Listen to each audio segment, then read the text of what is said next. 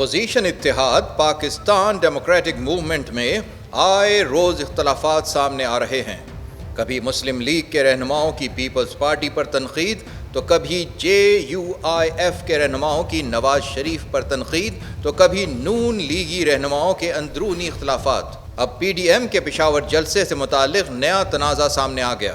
22 نومبر کو پشاور میں منعقد ہونے والے جلسے کی میزبانی کا فیصلہ نہیں ہو سکا۔ عوامی نیشنل پارٹی جلسے کی میزبانی کے لیے ڈٹ گئی، جبکہ JUIF نے مشترکہ میزبانی کی تجویز پیش کر دی۔ اس حوالے سے حتمی فیصلہ تمام جماعتوں کے صوبائی جنرل سیکرٹریوں پر مشتمل کمیٹی اجلاس میں کیا جائے گا۔ اس سے قبل 16 اکتوبر کو گجرانوالہ جلسے کی میزبانی پاکستان مسلم لیگ نون، 18 اکتوبر کو کراچی جلسے کی میزبانی پاکستان پیپلز پارٹی اور 25 اکتوبر کو کوئٹہ جلسے کی میزبانی JUIF نے کی تھی۔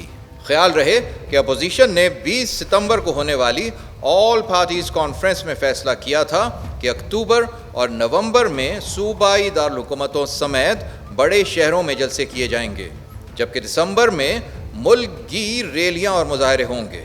دوسری جانب ملک میں کرونا وائرس کی دوسری لہر میں تیزی سے اضافہ ہو رہا ہے اور گزشتہ 24 گھنٹوں کے دوران 3 ماہ بعد ایک روز میں سب سے زیادہ یعنی 26 ہلاکتیں سامنے آئی ہیں۔ اب دیکھنا یہ ہے کہ اپوزیشن کرونا وائرس کے پھیلاؤ میں اضافے کے پیش نظر جلسے منسوخ کرتی ہے یا نہیں۔